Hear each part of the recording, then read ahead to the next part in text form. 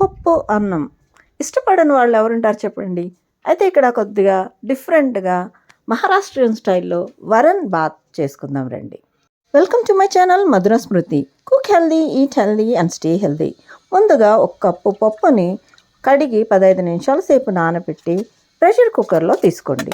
ఇందులోకి 4-5 పచ్చిమిరపకాయలు, ఒక 4 టమాటాలను సన్నగా కట్ చేసుకొని వేసుకోండి. అలాగే చిటికెడు పసుపు, కొద్దిగా ఇంగువ. ఇక్కడ నేను ఒక పావు స్పూన్ ఇంగువ వేసుకున్నాను. అంతే. మూత పెట్టి 3 విజిల్స్ వచ్చేంత వరకు ఉడికించండి.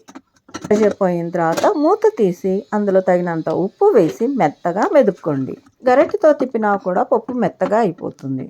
దీనికి సింపుల్గా తాలింపు పెట్టుకోవడమే. 1 టేబుల్ స్పూన్ నెయ్యిని వేడి చేయండి. ఇక్కడ నేను ఆయిల్ తీసుకుంటున్నాను. దంచి పెట్టుకున్న 4-5 వెల్లుల్లిని వేయండి.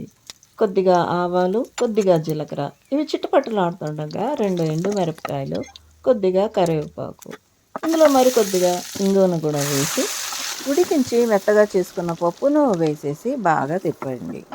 ఈ స్టేజ్లో కూడా పప్పును సర్వ్ చేసుకోవచ్చు. అయితే మీ కన్సిస్టెన్సీకి తగ్గట్టుగా మరికొద్దిగా వాటర్ని యాడ్ చేసుకొని ఒక పొంగు వచ్చేంత వరకు ఉడికించండి.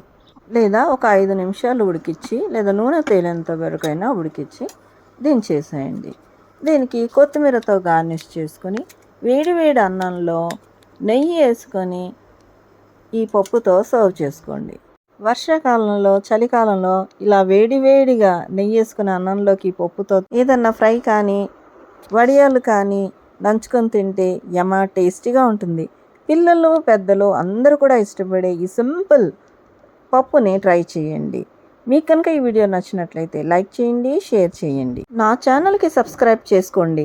Thanks for watching.